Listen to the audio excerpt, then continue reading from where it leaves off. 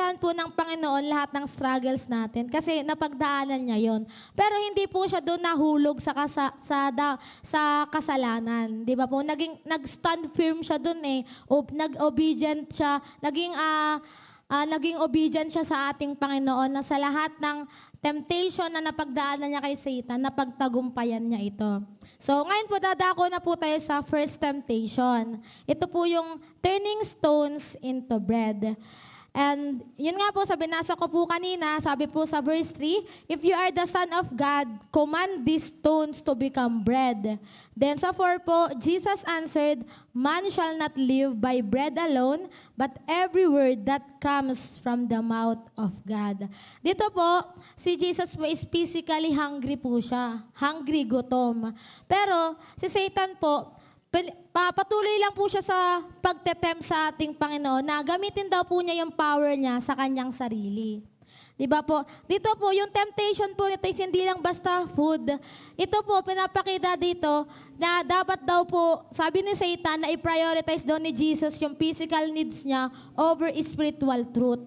Na mas nagamitin daw ni Jesus yung power niya para sa pangsarili niya lamang. Kasi nga po, alam dito ni Satan na na gutom si Jesus, parang nasa state siya ng kahinaan kasi di siya nakakain. Then dito, tinetake advantage ni Satan na gawin mo nga tong bato into bread, gawin mo nga tinapay tong bato kasi alam niya na of course nagugutom nun si Lord. Pero yun sinabi rin po dito na gusto rin mangyari ni Satan na i-misuse niya yung divine power para lang sa personal comfort, para lang sa kanyang pansarili. Pero sinabi po ng ating Panginoon dito, sabi po sa Deuteronomy chapter 8 verse 3, man does not live on bread alone, but on every word that comes from the Lord. Di ba po? Dito po pinakita ng ating Panginoon na ang spiritual nourishment, anong pa nourishment? Yung sabihin po, para siyang pagkain, pagpuno, or pagpuno ng mga pagkukulang mo, na ang spiritual nourishment po is mas mahalaga kaysa sa physical satisfaction natin. Na ang spiritual po natin ay mas mahalaga kaysa sa pangsarili natin lang na pangailangan. Di ba po, imagine hindi po doon nagdalawang isip si Lord na hindi po siya nagdalawang isip na gawin bread. Kasi nga, kahit nandun na siya sa sitwasyon na gusto niya nang kumain, kahit sa sitwasyon na hinang-hina na siya, ini-obey niya pa rin po ang ating Panginoon. Nagtiwala pa rin po siya sa timing tsaka sa provision ng ating Panginoon. And sinabi po dito na God's word sustains us more than anything else. Di ba? Sinabi niya po dito na ang man daw po is hindi lang ay nabubuhay po sa salita na nanggagaling sa ating Panginoon. Hindi, di ba, pag narinig mo yun, hindi siya literal na pagkain. Diba? Yun po ay salita ng ating Panginoon. At yun po yung pinaglaban niya kay Satan noon na kahit anumang sabihin mo sa aking pagtetem, kahit anuhin mo pa, laro-laruin mo man yung isip ko, pero naging firm po siya sa pananampalataya niya sa ating Panginoon na hindi sa kanya nauna yung pansarili niya lang pangailangan, na hindi sa kanya nauna yung personal comfort niya, pero mas nauna po sa kanya yung provision po ng ating Panginoon, yung timing po ng ating Panginoon, na hindi niya po yun pinagbahala. Amen. Hindi niya po pinagbahala yung provision sa kanya ng ating Panginoon at yung plano po ng ating Panginoon. At dito po sa unang temptation po ito, makikita po natin na pwede na mai-relate po natin siya sa ating buhay na kapag may pangangailangan tayo, huwag tayo po gumawa ng shortcut. Huwag po natin pangunahan ng ating Panginoon. Magtiwala tayo na ang Diyos po ay magpo-provide. At ang kasunod po is si Sister Bea. Amen. Isang mapagpalang gabi po sa inyong lahat. At yung pangalawa naman po na temptation na sa ating Panginoon ay temptation to jump from the temple. Na mababasa nga po yun sa Matthew chapter 4 verse 5 to 7.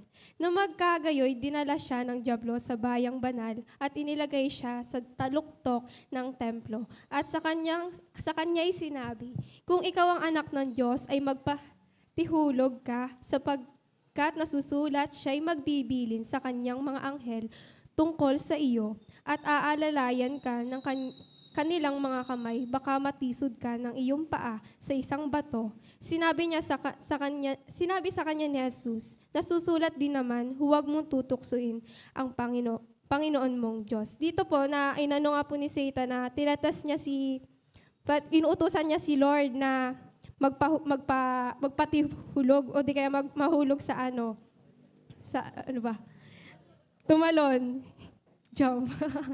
Yun po, tumalon daw po sa di ba, pumunta sila doon sa taluktok ng templo, na tumalon daw po doon si Lord, na para kung anak ka nga ng Diyos, tumalon ka, parang inaano niya na, sige nga, ipakita mo sa akin kung anak ka talaga ng Diyos, tatalon ka, di ba? May kita doon na kahit tumalon daw doon si Lord, na tutulungan daw siya ng Diyos Ama na hindi masasaktan si Lord, na kapag tumalon siya doon, maproprotektahan pa din siya ng Diyos Ama, na sinabi doon din sa Psalms chapter 91 verse 11 to 12, na katulad ng sinabi sa Matthew chapter 4 verse 6 to 7, na nakikita doon yung pinapakita ni Satan, yung pride of life, na dito nga napakita na yung tinas ni Satan si Lord na tumalon, at makikita nga doon yung pride of life na sinabi doon sa verse 6, at yun nga, tina-challenge niya si Lord. Pero anong ginawa ng ating Panginoon? Sinabi niya rin doon sa Deuteronomy chapter 6, verse 16. Huwag niyong tutuksuhin ang Panginoon niyong Diyos, gaya ng tuksuhin niyo siya sa masa. Dito po, makikita nga po na yung isang tukso upang subukin ang pag-ibig ng Diyos at patunayan ang kanyang pagkakakilanlan, na kung sino ba talaga si Lord, kung siya ba talaga ang Diyos, siya yung makapangyarihan sa lahat, gawin niya yun, di ba? Doon yung pinapakita. Dito din pinapakita yung maling paggamit ng kasulatan ni Satan. Bagaman binabanggit doon sa Psalms chapter 91, ang pagproteksyon ng Diyos kapag si Lord, kapag tumalon siya doon, na binabaligtad ni Satan ang kahulugan nito, na pinipilit si Jesus na gamitin ang kamay ng Diyos sa isang mapangahas na pagpapakita ng kapangyarihan. Dito, pero kinikilala ng Diyos na bagamat totoo ang mga pangako ng Diyos, pero hindi ito ang dapat manipulahin para sa pansariling kapakinabangan, na mali na abusuhin o subukan ang mga kapangyarihan ng Diyos para lamang may mapatunayan ang Diyos na siya yung makapangyarihan sa lahat, na ang tunay na pananampalataya ay ang pagtitiwala sa Diyos, na hindi kailangan manipulahin ang mga pangyayari para lang sa katiyakan na siya yung totoo, siya yung Diyos, na siya yung kaya niyang gawin lahat, na mapoprotektahan niya yung sarili niya, hindi siya masasaktan. Na dito po ang natin yung aral na hindi dapat natin subukan ang Diyos. Makikita naman natin kahit hindi naman natin anuhin ang Lord na, sige nga, kung ikaw talaga ang Diyos. Di ba makikita natin sa yung mga himala ng Lord sa Bible, na yung tubig, ginawa niyang wine. Yung mga bulag, nakakita. Yung mga pilay, nakalakad, di ba? Yung mga may sakit, gumaling. At dito, tinatawag tayo ni Jesus na magpigil at maghangad ng kasiyahan sa halip na aliwin ang pagnanasa ng mga mata. Na sinabi nga po sa Hebrews chapter 13, verse 5, mangilag kayo sa pag-ibig sa salapi. Kasiya kayo sa inyong tinatangkilik, sapagkat siya rin ang nagsabi, sa anumang paraan ay hindi kita papagkukulangin, sa anumang paraan na hindi kita pababayaan. Yun nga, nakita natin dito na kapag tayo'y dumaan sa ganitong situation, na kapag tayo ay tinetempt ng mga na sige nga, kung kunwari example ay sige nga, kung mayaman ka, bigyan mo nga ako ng pera, mga ganon, di ba? Sige nga, kung mayaman ka, magpakain ka naman, mga ganon, di ba?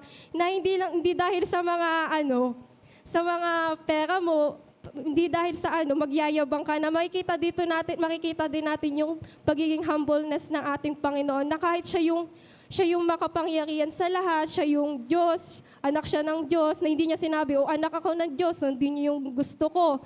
Di ba, naging ano pa siya, nagkatawang tao pa siya para nakikisalamuha pa din siya sa mga sa mga makasalanan na kahit siya yung Diyos. Di ba kung tayo yun, di ba kung iisipin nyo ng iba, bakit ako makikihabilo? Makikisama sa mga makasalanong tao. O di kaya sa mga di ba, yung mayaman. Sabihin, bakit ako may kisama dyan? Ang babaho naman ng mga yan, sa mga mahirap, di ba, na masamang tao naman yan. Di ba, sinabi din na, kaya mo bang mamatay para sa isang magnanakaw, sa mamamatay tao? 'Di ba hindi natin 'yun kaya, pero ano ginawa ng Lord? Namatay siya para sa ating mga kasalanan, na kahit ang bibigat ng mga kasalanan natin, namatay siya hindi lang para sa mga mabubuting tao, kundi din sa mga may kasalanan, sa lahat, para sa ating lahat, na doon makikita yung pagmamahal niya sa atin. Na yun lang po. At ang pangatlo po ay si Brother Owen.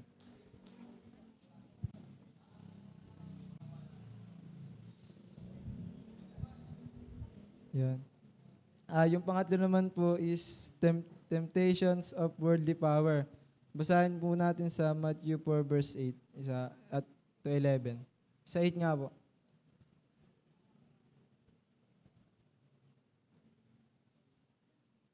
Ito. Muling dinala siya ng dyablo sa isang bundok na lubang mataas at pinamalas sa kanya ang lahat ng mga karian sa sanglibutan at ang kalwartiyan nila. Dito makikita natin mga kapatid sa Matthew 4 verse 8, di ba? Dinala si Jesus ng dyablo dun sa mataas na na bundok. At pinakita niya dun na yung kung gaano kaganda yung mundo at kung gaano kapangyarihan, di ba? At kung makikita natin dito, sinusubukan ng dyablo na akitin si Jesus na doon sa pamamagitan ng mga bagay na maganda, makapangyarihan sa paningin ng tao. Dito po sa verse na to, makikita natin na yung talaga yung tukso na dumadating sa atin, kadalasan talagang kaakit-akit siya, nakakaaya siya, pero ngunit hindi ito yung kalooban ng Diyos, di ba? Parang saan natin, kunyari, mayroong nag-ano sa'yo ng trabaho, ngunit, malaki daw yung sweldo, pero, umaga hanggang gabi, tapos walang pahinga, walang day off, di ba? Kung tayo yun, talagang yun yung sinasabing tukso na talagang maaakit ka doon, kasi malaki na yung sahod, pero hindi yun kalooban ng Diyos. Kasi nga, siyempre, hindi ka, mawawalan ka ng time sa Panginoon, di ba? Kaya yung tukso dito, talagang siya yung nagpapalayo sa'yo sa Diyos. Tapos dito sinabi naman sa Matthew 4 verse 9, sanay nga po. At sinabi niya sa kanya, lahat ng mga bagay na ito ay bibigay ko sa iyo kung ikaw ay magpapatira pa at sasambahin mo ako. Dito naman sinasabi ng dyablo na ibibigay niya daw lahat ng ito kay Jesus. Ngunit kung siya lang ay magpapatira pa sa kanya, kay Satanas. Dito ay pinapakita naman dito na yung tunay na talagang layunin ng tukso ay yung ilayot nga tayo sa Diyos. Tapos, kumbaga palitan yung pagsamba natin sa Diyos na pagsamba natin sa kasalanan, di ba? Kaya kung makikita natin, talagang once na natukso ka, iba na yung sinasamba natin, di ba? Natutukso tayo ng kayamanan, ng trabaho natin, ng business natin. Kumbaga, hindi na yung Diyos yung inuuna natin. Kasi mas sinasamba na natin yung mga bagay na makakapagpalayo sa atin sa Diyos. Pero sinabi dito mga kapatid ng Diyos dito sa Matthew 10 po, sa Matthew 4 verse 10. Sinabi naman dito, nang magkagayoy sinabi sa kanya ni Jesus, humayo ka, Satanas, sapagkat nasusulat sa Panginoon mong Diyos, sasamba ka, at siya lamang ang iyong paglilingkuran. Diba mga kapatid? Dito, matatag na sinabi dito ni Jesus sinabi niya dito na lumayas ka, Satanas, sapagkat nasusulat dito na sambahin mo ang Panginoong Diyos at siya lamang ang iyong paglilingkuran. Dito mga kapatid, pinapakita na hindi kailanman pinili ni Jesus yung madaling daan, kundi pinili niya yung katapatan at pagsunod niya sa Diyos Ama. Tsaka kung makikita rin natin dito mga kapatid, ginamit ni Jesus yung salita ng Diyos para talunin upang labanan yung tukso, 'di ba? Kaya dapat ganoon din po tayo mga kapatid na once na merong tukso sa ating buhay, meron tayong salita ng Diyos. Kasi yung salita ng Diyos yun yung armas natin, yung pansangga natin sa anumang tukso. At dito naman sa 11 po sa Matthew.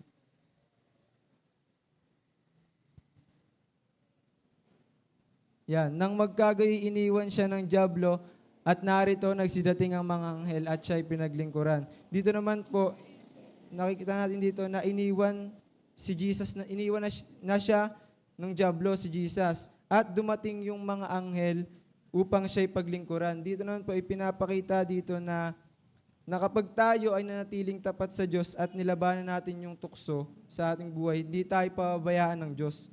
At siya rin yung magbibigay ng lakas sa atin at ng proteksyon po sa atin. Tsaka dito po sa kabuuan nito, pinapakita dito na ang tunay na tagumpay, hindi yan makukuha sa kapangyarihan o kayamanan ng mundo, kundi yan yung sa katapatan ng Diyos. Kaya bilang tayo mga mananampalataya, mahalaga na piliin natin ang Diyos sigit sa lahat at manatiling tapat tayo sa Kanya sa lahat ng oras. At dito, ito pa English po ta. And we face this same temptation today, we can respond like Jesus with humility, the Word, and dependence on God's Spirit. Yun lang. Amen. Praise God. Magandang gabi po. Maraming salamat po sa mga nag-report. Napakinggan nyo naman yung kanilang report, ano? Ano po? Sige, hingi tayo ng reflection doon sa mga napakinggan ninyo. Ano ang inyong dagdag, comment, reflection doon sa kanilang mga na-report? Sino ang mauna?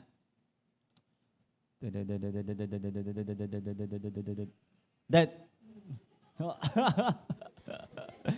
O diba kayo merong roleta? Si Kuya PJ naman. Si Kuya PJ. Siya ba yung nag-report? Ano? Hindi ano? Kuya PJ, ano masasabi mo doon sa kanilang mga sinabi? O doon mismo sa verse na nabasa mo.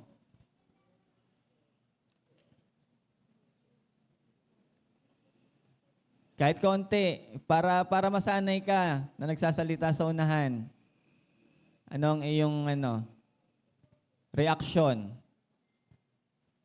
Si Kuya Justin, meron na Yan ba ay violent o Tanong, pwede rin kayo magtanong. Naguluhan kayo sa kanilang sinabi? O meron kayong tanong habang binabasa nyo yung Matthew chapter 4?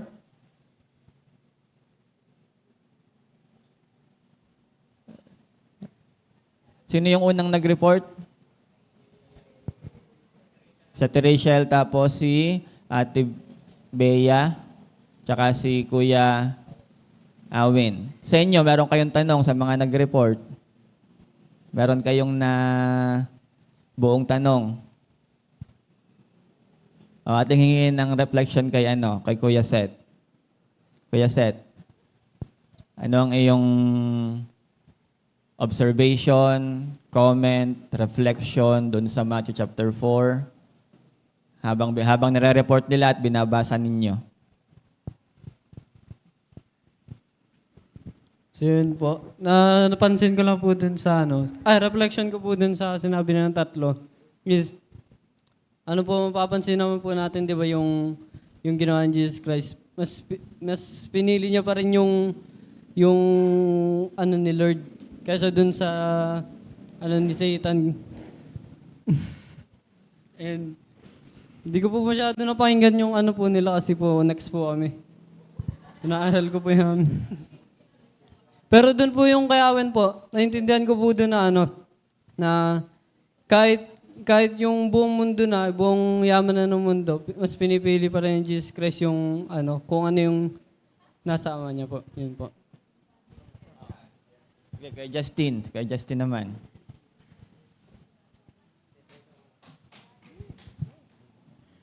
Sa Matthew chapter 4 po, ang dadagdag ko lang po doon, di pa po natukso po si Lord. Pero kahit ilang beses po siya natukso, di po siya nag-give up. Sabi nga po sa 1 Corinthians, ano sabi yun? Verse 10, 1 Corinthians chapter 10, verse 13, walang tukso na dumadating sa inyo. Hindi karaniwan sa tao. Tapat ang Diyos, hindi niya hayaan kayong tuksiin ng higit sa inyong makakaya.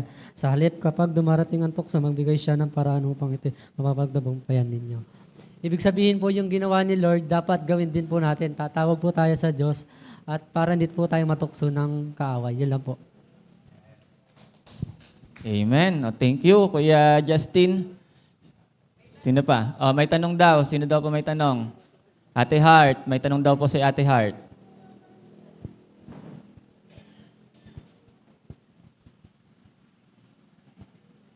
Ano po, pampilosopong tanong. Hindi kasi hindi natin maiiwasan yun pag tayo lumabas, lalo na pag share natin yun sa ano. Kung sinasabi kasi dyan, you shall not put God sa test. Pero bakit po sinasabi sa Malakay, subukan mo ako? Nasabi po ng Diyos doon. Yun ba, Pastor? Ang tanong, sabi ni Jesus dito, wag mong ilagay ang Panginoon mong Diyos sa pagsubok. Pero sabi sa Malakay chapter 3 verse 10, subukan niyo ako sa mga bagay na ito, kundi bubuksan ko ang durungawan sa langit at ibubuhos sa inyo ang isang pagpapala na walang sapat at silid na kalagyan. Paano natin ngayon mapagkakasundo yung sinabi ni Jesus at sinabi ni Malakay? Malakay chapter 3 verse 10 po yon, yung binanggit po ni Ate Heart.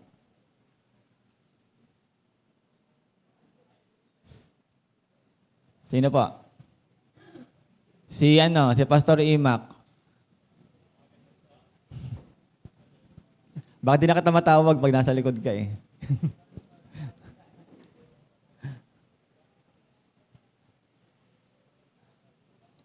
Oo nga naman. Oo nga naman. Anong sagot nyo? Sabi na itatanong to ni Ate Heart eh. Expected na yung ganitong tanong eh. Kasi yan yung tinatawag nating wordplay. Pag may nakita tayong isang word dun sa isang verse, tas nakita mo rin sa isang verse, ay parang, ba't mukhang may contradiction? Ba't mukhang may contradiction? Pero naniniwala po ba kayo na may contradiction ng Bible? Naniniwala po kayo na may pagkasalungat sa Biblia? So, yung search ko pa nga lang sana ito eh. May make sure pa lang sana ako eh. Isa-search ko sana kung ano yung pagkakagamit ng word dun sa Malakay 3 chapter 10, saka dun sa Mateo chapter 4 verse 7 ba yun? Verse 7? Verse 7. Okay. Basahin natin muna yung Malakay 3:10. Isang word yun.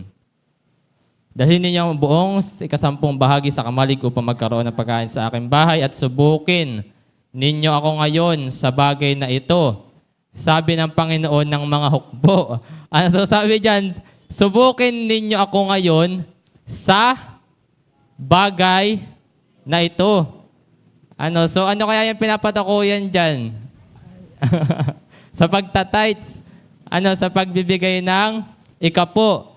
Ngayon, kung pupunta po tayo doon sa Matthew chapter 4 verse 7. Okay, Matthew chapter 4 verse 7.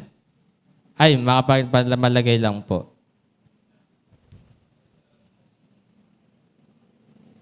Okay po.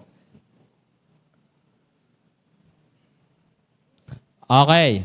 Sa Matthew chapter 3 verse 10, Matthew 3 verse 10, Matthew chapter 4 verse 7. Actually, kung titinan nyo po yung Hebrew, yung Hebrewng manuscript, hindi po magkaparehas yung word na ginamit doon sa Malakay chapter 3 verse 10, saka doon sa Matthew chapter 4 verse 7.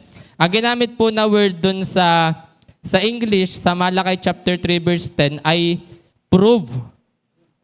Which means sa KJV ay to examine, to try, to prove.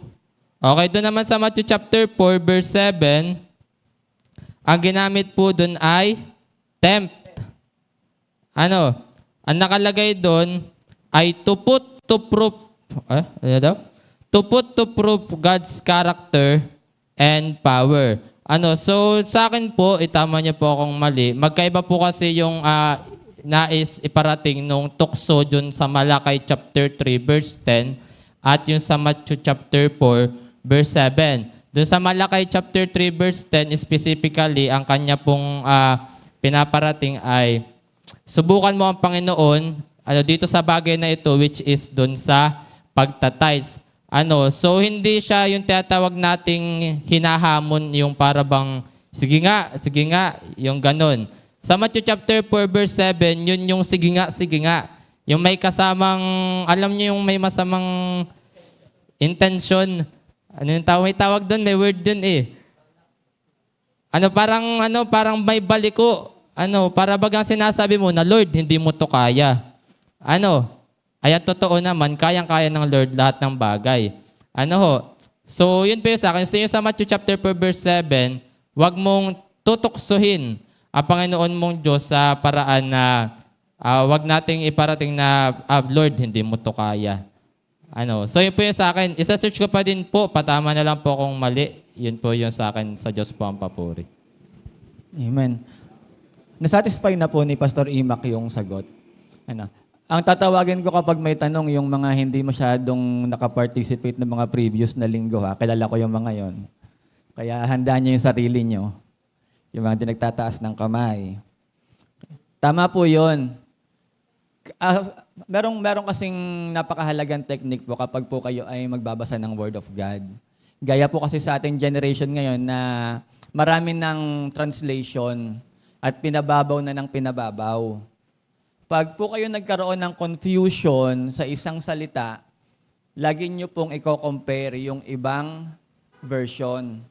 Lalo na sa atin, sa akin, ng tekniko dyan, pag merong mababaw na salita sa Bible, i-compare ko siya dun sa King James na old version. Tingnan nyo po dyan. Sa mababaw na saling sabi dito, sinabi ni Jesus sa kanya, at nasusulat, huwag mong subukin ang Panginoon mong Diyos. Pero dito sa malalim, malinaw yung sinabi niya na huwag mong tuksohin ang Panginoon mong Diyos. So yung pagsubok na sinasabi dito ni Jesus ay pagtukso. Lang ibig sabihin, para bang, ano nga tamang word doon? Para bang tinutuya mo siya. No?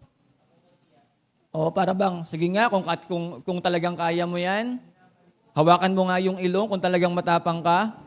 Ganon ang niya. O. Kumbaga, inuudyukan mo siya na gawin yung isang bagay para mapatunayan na siya nga yun. Ganon siya.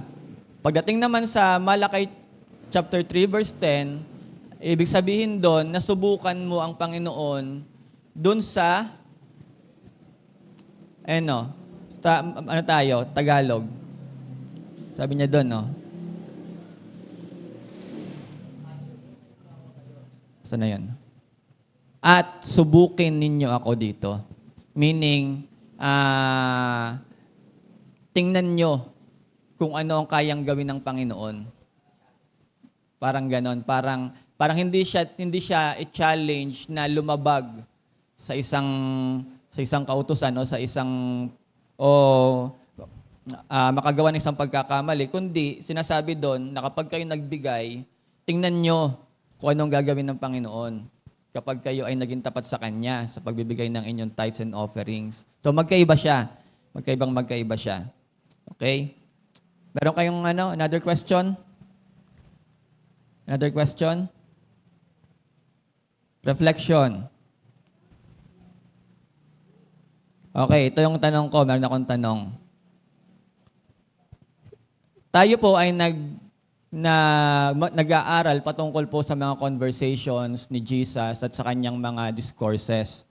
At ang una nga na kanyang pakikipag-usap ay ang kanyang pakikipag-usap sa diablo o sa tempter. Sa palagay po ninyo, bakit mahalaga na nailagay yan sa gospel? Ano ang makukuha natin dyan bilang Kristiyano, bilang nagbabasa ng Bible?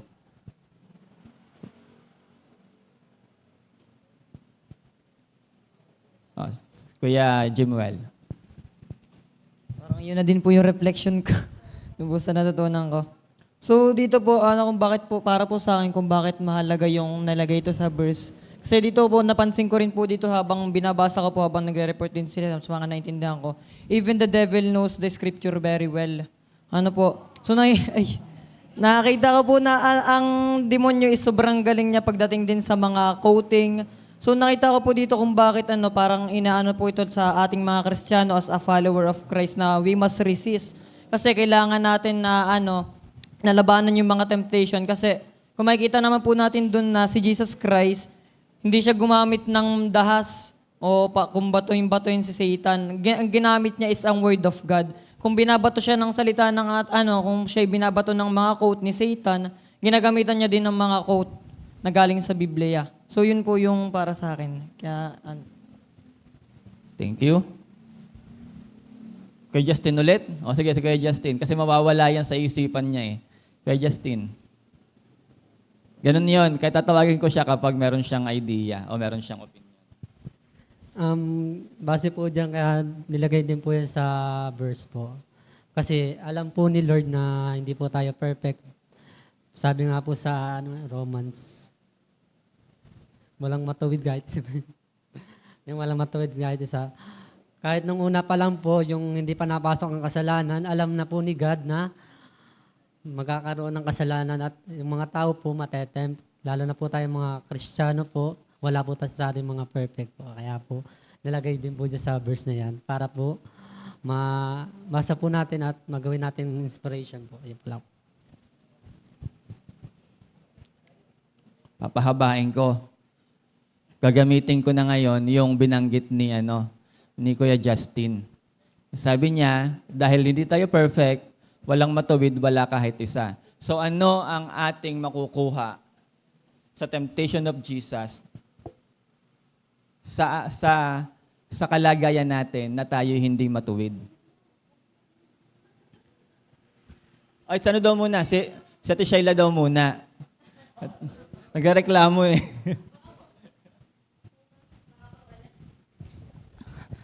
Para po sa akin, mahalaga po yung mga conversation po ni Jesus Christ, tsaka po ito po sa, specifically po sa pinag-aaralan natin. Kasi ito po mga conversation ni Jesus Christ and yan po ay malamang magagamit po natin siya sa ating mismong pamumuhay, sa ating practical na pamumuhay.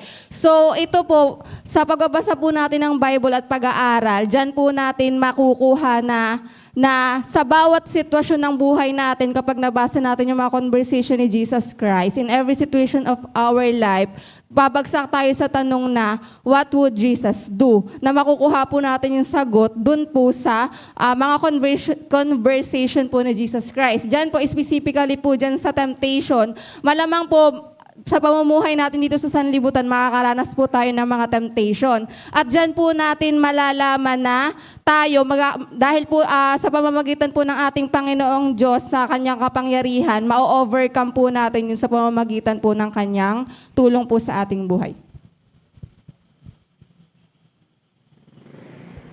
So yan, bakit daw po mahalaga? Amen. So kung titingnan po natin yung konteksto nung Matthew 4, so ito po ay nangyari after ni Jesus Christ mabautismuhan. So ang tanong ko po sa inyo, nagbiministeryo na po ba nito si Jesus o hindi pa? Sa Matthew 4. Ano po sa tingin nyo? So hindi ba po nagsisimula yung ministry ni Jesus? Dito pa lang. So bago siya humayo, bago siya magpagaling, kung babasahin nyo ang buong kasaysayan, bago siya magpagaling, bago siya mangaral, bago niya hanapin yung 12 disciples, nangyari sa kanya to. Ano po? At kung mababasa natin doon sa una, sinabi doon, yun ay mula sa Espiritu. Tama po? Siya ay dinala ng Espiritu at siya ay anong ginawa niya? Nag-fasting. So ibig sabihin, ito po ang nakuha ko dito. sa pag-aaral po nito, ito yung gusto ko rin ipangaral noon pa, na bago po tayo magsimula ng ating ministeryo, bago tayo humayo, bago tayo mangaral ng salita ng Diyos, kailangan muna natin mag-prepare. Amen? Si Jesus Christ nag-fasting ng 40 days bago siya magministeryo. Amen? Siya ay naglinis. Sabi nga kanina ni Kuya Justin, tayo ay hindi perfect. Tayo ay madumi. So si Jesus, siya muna ay, though wala naman talagang dumi ang ating Panginoong Jesus, pero gumawa siya ng paraan, nag-ayuno siya, nanalangin siya sa Panginoon, isinorender niya muna lahat sa ating Panginoon bago siya magsimula ng kanyang ministeryo. So sa atin po, napakaganda po dito na tinuturo sa atin na bago tayo magsimula sa lahat ng ating gagawin, sa ating pagmaministeryo, tayo dapat po yung maging handa. Bakit? Kasunod na nangyari, mayroong jablo. Tama po? No? Kailangan natin maging handa kasi nga sabi sa 1 Peter, amen, ang jablo ay parang leon na umaatungal. 1 Peter 5:8. Kung babasahin natin doon, meron jablo na umaatungal. Sabi ito, kayo maging mapagpigil, kayo maging mapagpuyat, ang inyong kalaban na jablo, na gaya ng leyong umuungal, ay gumagala na humahanap ng masisila niya. So bilang mga lingkod ng Diyos, kailangan natin mag-prepare kasi merong Satan. Amen? At itong Satan na ito, madaya. Paano po siya naging madaya? Unang-una, alam niya rin ang patungkol sa salita ng Diyos. Tama po? So kung hindi tayo led by the Holy Spirit, madali tayong madideceive ni Satan. Amen? Kaya kailangan muna nating ma-led by the Holy Spirit bago tayo humayo. Tapos ano nangyari? So si Satan, alam niya ang salita ng Diyos, alam niya kung sino si Jesus, at sinabi pa dito, base sa aking naobserbahan, ang mundo ay kay Satanas. Nabasa niyo po ba dyan sa Pauling verses nung sinabi ni Satanas, yung pangatlong tukso ata yun, na kung gusto mo nito, tama ba? Pangatlo nga ba yan? Lahat ng mga bagay na ito. So, dinala siya sa isang bangin, pinakita sa kanya, yung kaharian sa sanlibutan. So, sabi ni Satan, lahat ng ito ay mapapasayo kung magpapatira pa ka sa akin. So, ibig sabihin, si Satanas, gaya ng sabi rin sa salita ng Diyos, kanya itong mundo. Amen? Kaya nga unahin natin ang makalangit kaysa sa mga mundo, unahin natin si Jesus kaysa sa mundo. So dito, napakaganda ditong aral na ito kasi dito tayo matututong maghanda, matututong kumilos sa Espiritu Santo, sa tulong ng Espiritu Santo. Nang ganon, anumang gawa ng kaaway na umuungal, umuungal na parang leyon para tayo masira, para tayo tigilan sa ating paglilingkod, ay tayo ay maging handa at maging matagumpay gaya ng ating Panginoong Jesus. So yun lang po. Sa Diyos pang mataas sa kapurihan. Amen. Ikaw? Sige. Kaya Melvin, sabihin ka. Mamaya ako. Una ka na. Tanong? Mamaya, ano muna? Pastor Erickson. Pagkatapos nila. Tanong ko po, sino po dito ang natutukso? Lahat po kayo nakakaranas ng tukso, tama. Alam niyo po na naitalayan, though yan ay isang kasaysayan patungkol sa buhay ni Jesus Christ, pero to be specific, nilagay yan dyan para makita natin kung paano natin lalabanan ng tukso. Di ba? Ganun po kahalaga yung passage na yan, kasi lahat po tayo nakakaranas ng tukso, tama. At pinakita dyan ni Jesus Christ, ganito dapat kayo kapag kayo ay tinutukso. Amen. Alam niyo po mga kapatid, tama yan sabi ni Pastor Ramsel, dapat maging handa kayo. Kasi alam niyo po mga kapatid, yung kalaban natin matalino. Masyado siyang marami siyang alam. Even salita ng Diyos alam niya. Diba? At before siya umatake, diba, sa pag-aaral kasi may nabasa rin ako. Ang isang serpent, alam niyo po mga kapatid, hindi lang siya basta-basta umaatake. Nag-aano yan, nagmamasid yan. Nag-aantay yan hanggang sa makuha niya yung pinaka-time o tamang timing para siya ay umatake. Diba? So ganun yung ating kaaway. Kaya sa lahat ng pagkakataon mga kapatid, kailangan alam natin kung paano tayo makakaalis doon sa tukso, paano natin malalabanan yung tukso. So kaya po, yun lang naman. And may tanong din po ako, additional lang. Ito naman ay lang. Sabi po kasi doon sa unang verse na ating binasa, sa verse 1. Sabi po dito, Then Jesus was led up by the Spirit into the wilderness to be tempted. Diba? Upang siya ay tuksohin ng dyablo. Ang tanong ko lang po, may pagkakataon ba talaga sa buhay natin na niloloob ng Diyos na tayo'y dalhin sa isang pagkakataon para tayo'y matukso? Yun po.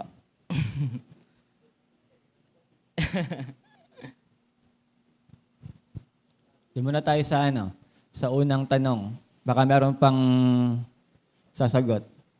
Pastor Imax, sige. Doon muna sa unang tanong. O, kung gusto mo rin sagutin yung pangalawang tanong, okay lang din. Yan. Yung sa... Ano nga po yung unang tanong, Pastor? Yung lang? Bakit mahalaga po? Meron po akong 3. Hindi, may clear lang po Sana. Yan. So ito po, una po mahalaga po ito mga discourse saka itong mga conversation ni Jesus. Of course, para mapag-aralan natin at may apply natin sa ating mga buhay. I mean, kung hindi po natin yan mababasa or maririnig, paano po natin siya may apply or maisasagawa practically sa ating buhay sa ating buhay Kristiyano. Amen. So dito naman po specifically sa temptation po na naranasan ni Jesus, may 3 pong bagay na pinakita po sa akin. Una po, gusto ko pong ipaalam sa inyo na si Jesus po, bagamat siya po ay Diyos, siya din po ay tao. Amen? Ito ba yung tinatawag nating hypostatic union? Pag sinabi nating hypostatic union, ito po yung doctrine kung saan si Jesus ay both fully God at fully man. Hindi 50% God, hindi 50% man, kundi 100% God and 100% man. So si Jesus, siya ay Diyos at the same time, siya rin ay tao. Ngayon, anong meron na si Jesus ay tao? Basahin po natin yung Hebrews chapter 4, verse 15. Hebrews chapter 4, verse 15. Sabi po dyan, sapagkat tayo'y walang isang dakilang saserdote na hindi maaaring mahabag sa ating kahinaan, kundi isa na tinukso sa lahat ng mga paraan. Amen? Ibig sabihin, si Jesus po, dahil po siya ay nagkatawan tao, naranasan niya po na matukso sa lahat ng mga paraan. Kaya po natanong siguro ni Pastor Erickson kanina, sino dito natutukso? Lahat naman meron. Lahat po, di ba? So si Jesus tinukso din sa lahat ng mga paraan. Ito yung pagkakaiba. Jesus is fully God and fully man. Siya ay tinukso sa lahat ng mga paraan, gaya rin naman natin, gayon may walang kasalanan. So bagamat si Jesus po ay tinukso, hindi po siya nagkasala. Amen? Kasi siya po ay Diyos. At dahil si Jesus po ay tinukso, kaya niya pong makipag-sympathize sa atin. Hindi po siya yung, hindi ko to naranasan. Naranasan po yun ng Panginoong Jesus, yung mga tukso na nararanasan natin. So pwede po siya makipag-sympathize. Ibig sabihin, alam niya po yung nararanasan mo. Alam niya yung pakiramdam na matukso. So kaya niya pong makipag-sympathize. So yun yung una, kaya niya makipag-sympathize. Pangalawa, siya ay both fully God and fully human. Naranasan niya yung mga naranasan mo. At pangatlo po, napakahalaga po na ikaw ay nasa salita ng Diyos. Amen po? Amen po. Bakit? Yun po kasi yung panlaban mo sa kaaway. Kung pupuntahan po natin yung Ephesians chapter 6, Ephesians 6 verse 17, sabi doon, magsikuha din naman daw tayo ng tabak ng Espiritu. Ano po yung tabak ng Espiritu? Ang siyang salita ng Diyos. So wag tayo po magpapadaig sa kaaway. Ang kaaway po, ang theology nan, ay nako, napaka maalam nan sa salita ng Diyos. Isipin niyo po siya po ay angel. Fallen nga lang kasi nagrebelde siya sa Lord. So alam niya ang patungkol sa Diyos. Ngayon, paano natin malalabanan ng kaaway kung tayo mismo walang alam sa Diyos? Amen? So napakalaga po na tayo po ay nasa salita ng Lord. So yun lang po. Tapos sa pangalawang tanong, ano nga po yung pangalawang tanong? May pagkakataon po ba na dinadala tayo ng Diyos sa temptation? May mga pagkakataon ba? Naniniwala po ako na hinahayaan po ng Panginoong Diyos na tayo po ay matempt. Pero hindi po siya yung nagdadala ng temptation. Basahin po natin yung kaninang chapter dun sa 1 Corinthians chapter. Nasa James ata yun. Hanapin natin yun. Yan, James chapter 13. Yan, thank you Lord. James chapter 1 verse 13. Yan, basahin po natin James chapter 1 verse 13. Yan. Huwag sabihin ng sino man pagka siya'y tinutukso, ako'y tinutukso ng Diyos. Sapagkat ang Diyos ay hindi matutukso sa masamang bagay at hindi rin naman siya nanunukso sa kanino man. So ang Diyos po, hindi po siya nanunukso. Pero may pagkakataon po na inaalaw niya na tayo po ay matukso. Para saan? Para tayo po ay tumatag. Para matest po yung ating faith katulad po ni Abraham. At alalahanin po natin, sabi nga po ni Kuya Justin kanina, wala daw pong ibinigay na temptation sa atin na hindi kayang lagpasan ng tao. So bagamat hinahayaan po ng Lord na tayo ay matempt, hindi po hinahayaan ng Lord na tayo po ay bumagsak doon sa temptation. Amen po? So yun po yung sa akin. Thank you po. Okay. Ating i-align. Okay? Punta tayo sa verse ni muna, ni Kuya Justin. Ano nga ang verse yun? Paano nga po ako? Ano ang word na ginamit po doon?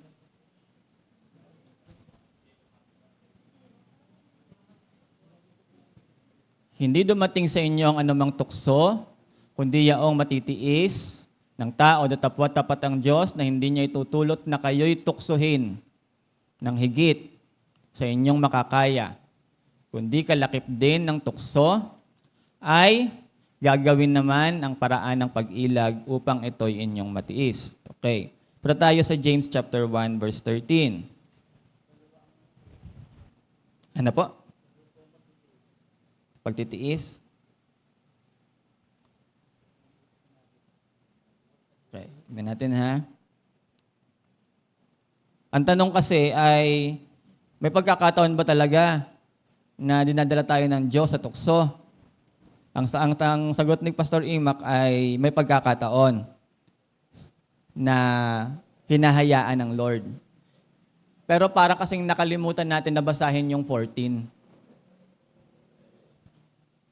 Kundi ang bawat tao ay natutukso pag nahihila ng sariling masamang pita at nahihikayat.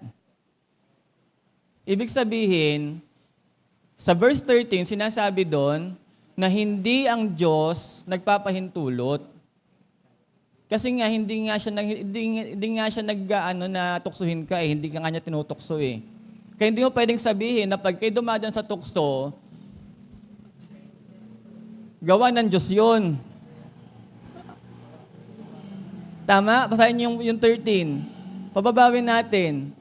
Kumbaga, huwag niyo isisi sa Diyos pag kayo natukso. Kasi hindi siya nanunukso sa masamang bagay. At hindi rin naman siya nanunukso sa kanino man. Kundi, sa verse 14, pag daw ang tayo natutukso, yun ay dahil sa kanyang sariling masamang pita. Nagets nyo na po? So hindi. Ang tanong kasi, bakit dun sa Matthew chapter 4, dinala siya ng Holy Spirit para tuksuhin? Special event po yun. Special na bagay po yun kay Jesus. Dinala siya ng Holy Spirit para tuksuhin ng dyablo. Una, yung sinabi ni Pastor Imac. Dahil siya ay Diyos at siya ay tao din at siya ay tao. Ano? Bilang Diyos, na-identify niya ang kanyang, bilang Diyos, nahabag siya sa katayuan ng tao. Na ang tao ay makasalanan. Ngayon, bilang tao naman, ina-identify niya yung katayuan ng tao sa kanyang sarili. Kaya kailangan siyang tuksuhin para maranasan niya kung gaano kahirap yung dumaan sa tukso at magtagumpay dito. Dahil doon, siya yung ating naging high priest. Meron tayo ngayong high priest. Meron tayo ngayong tinatawag na, kumbaga sa courtroom, meron tayong defense attorney na handang ipagtanggol tayo kasi nauunawaan tayo. Kaya siya kailangan dumaan doon sa tukso ng kaaway. Pangalawa, yung deceiver doon sa Matthew chapter 4, yan nga yung isang bagay na kailangan nating maunawaan sa karakter ni Satan. Siya ay mandaraya. Pag sinabing mandaraya, ano yon? Manlilin lang. Anong sabihin nun? O kapag merong nagbenta sa'yo ng cellphone, iPhone 17, mandaraya. iPhone 17, 3,000. Oh, pagbukas mo, anong laman? Cherry Mobile. Buhay pa ba Cherry Mobile? Meron pa? Oh, meron pa Cherry Mobile ano, matibay ano. Ay yung My Phone, meron pang My Phone? Meron pa rin My Phone? Oh. Anong point doon? Tamo, nabanggit kanina na sabi, si Satan yung may-ari ng mundo. Yan yung isang bagay na dinideceive ni Satan sa tao, na siyang may-ari ng lahat ng ito. Pero in reality, ang sabi ng Bible, ako ang may-ari ng lupa at ang lahat ng naandito. Diba? So, kiniklaim ni Satan yung authority na hindi sa kanya. Kaya dito makikita natin na kaya yan na ilagay dyan para patunayan ni Jesus na walang authority si Satan. Doon pa lang sa temptation ni Jesus, si Satan ay talunan na. At na-confirm yung kanyang pagiging talunan doon sa cross o doon sa muling pagkabuhay na magmuli ni Jesus. Kaya walang dyan pinapakita na may kapangyarihan si Jesus sa lahat. Sa lahat ng principalities na nagsasabing sila ang may-ari ng mundong ito, defeated na siya. Yun ang isa na reason bakit meron diyang temptation. Para mapaunawa sa atin na yung Satan na sinasabi nyo, defeated na. Natalo ko na siya. Sa pamamagitan ng ano pa lang, salita pa lang ng Diyos, natalo ko na siya. No? Pangalawa, meron tayong high priest na mag-identify sa atin. Nakakadama, nakakaunawa ng ating mga pangangailangan. No? Kaya mahalaga itong Matthew chapter 4, verse 1 to 11. Kasi pinapakita dito yung character ni Jesus. Ang pinakauna dito, pinapakita yung character ni Jesus. Na dahil siya'y mahabagin, dahil siya'y mapagmahal, siya yung nauna. Kanyang inilagay ang kanyang sarili sa sitwasyon mo ngayon na laging tinutukso. Para ikaw naman, pag dumadaan ka na doon sa tuksong yon, meron kang paraan para makalabas. Pag natutukso ka, kumbaga, hindi may iwasan. Alam ng Diyos na hindi may iwasan ng tukso. Pero, kung paanong napagtagumpayan ni Jesus yung tukso sa kanya, ikaw din naman, magkakaroon ka rin ng solusyon doon. At ano yung unang solusyon? Ano yung unang solusyon? One and only solution ay? Word of God. Salita ng Diyos. Ano? Papansin nyo dito, sa 7:13 na, matatapos na tayo. Papansin nyo dito, meron tayong ilang mga bagay na makikita. Kapag tinutukso ka ni Satan, meron 3 sitwasyon. Una, tinutukso ka ni Satan sa mga panahon na mahina ka. Kapag gutom ka. Pag nangangailangan ka. Tutukso ka ni Satan. Pangalawa, may tukso sa iyo si Satan pag nasa itaas ka. Dinala siya sa tuktok ng templo. At sinabi, kung ikaw ang anak ng Diyos, magpatihulog ka. So, merong temptation. Hindi lang pag ikay mahina, o nasa baba, o naghihirap, pati pag nasa taas ka na. Pag meron ka ng pera, pag mayaman ka na, kapag umaasenso ka na, may tukso din. Ano yung tukso? Na pabayaan mo yung iyong relasyon sa Diyos. Pabayaan mo yung mga mahalagang bagay. Pabayaan mo ang iyong pamilya. Pabayaan mo lahat ng ng ministry mo. So naandyan, maraming tukso yan. At pangatlo, tinutukso ka kapag ikaw ay, Tama. Pag nag-iisa ka. Pag solo ka. Kaya nga hindi tayo pwede na laging nagsosolo. Tama ba? O sa mga lalaki, di ba? Tama? O, tama, no? Maka-identify kayo. Kapag nagsosolo ka na nagbra-browse ng internet, makakakita ka ng... Alam mo, sa Facebook ngayon, sabi nila, pag nagbra-browse ako, sabi nung Reels, gusto mo bang gumawa ng kakaiba ngayong gabi? I-download na. O merong ads sa Facebook na ganon. Ha? Oo. Hindi, yung apps, yung dating app. Kaya mahirap pag nagsosolo ka. Kaya ano sabi ni Jesus? Ang sabi ng Hebreo, huwag niyong kakalimutan ng pagtitipon. Huwag niyong kakalimutan. Yung church kailangan nagsasama-sama. Kasi pag nagsasama-sama, walang kapangyarihan si Satan sa atin. Hindi tayo natutokso ng kaaway pag magkakasama. Lalo na kapag nagpupuri sa Panginoon ng sama-sama, hindi ba? Walang kapangyarihan si Satan. Pero pag lumabas ka at nagsosolo ka na, naandyan na lahat. No? Aatakihin ka na nang aatakihin. No? Kaya, wag nating sasanay ng ating sarili na tayo ay nagsosolo. Maghanap ka lagi ng kasama. Hanapin mo lagi yung kapatid natin sa pananampalataya. Maging active tayo lagi sa mga gawain ng Lord. Sa ganung paraan, tayo ay nakakatakas sa mga tuksong yan. Amen? So meron pa bang mga tanong? Kung may tanong pa, pwedeng itanong next week. At pagkatapos nito, maghanda po yung pangalawang group. Sino po yung pangalawang group next week? Yan, yung family ng Robedilio. Si Kuya Seth, si Pastor Jigjig, tsaka si Pastora Ivy. Tama? Yan. So tayo po tapos na. Bago po tayo kumain, tayo po muna ay magbibigay. Amen? Handa na po ba tayong magbigay? Willing po ba tayong magbigay? Amen? Alam po natin na ang Panginoon ay umiibig sa masayang nagbibigay.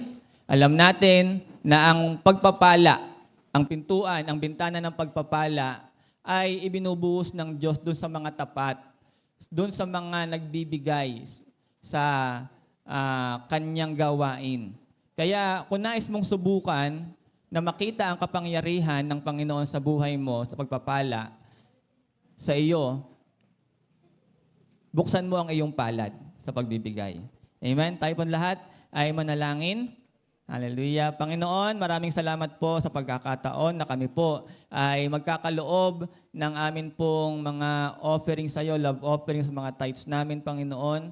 Ang akin po panalangin, pagpalain niyo po lagi ang bawat isa upang kami po ay maging masagana sa lahat ng bagay, ang aming kalusugan, hanap buhay, mga negosyo, Panginoon, at anumang mga sources ng aming income, Panginoon, pagpalain po ninyo upang mas lalo pa kaming makapagbigay sa iyong gawain at ito'y gamitin ninyo sa makapangyarihan na paraan at maraming maligtas na kaluluwa sa pamamagitan ng mga salaping aming ipagkakalob sa gabing ito. Sa iyo po namin pinagkakatiwala ang mga bagay na ito sa pangalan ni Jesus.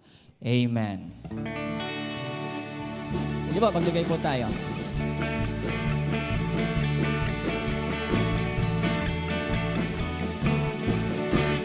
Bigay tayo sa Panginoon, tayo'y mabigyan. Magbigay tayo sa Panginoon, tayo'y mabigyan. Ibabalik, sinsik, biglig at tumabang.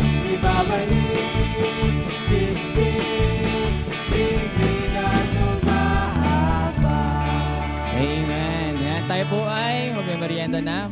Atin po ay panalangin ang atin pong pagsasalusuluhan sa gabing ito. Panginoon, maraming salamat po sa mga pagkain na amin pong pagsasalusuluhan. Ito po ay pagpalain ninyo maging kalakasan ng aming katawan at maging reason upang mas mapalago pa po namin ang fellowship namin sa isa't isa. Sa pangalan ni Jesus, Amen.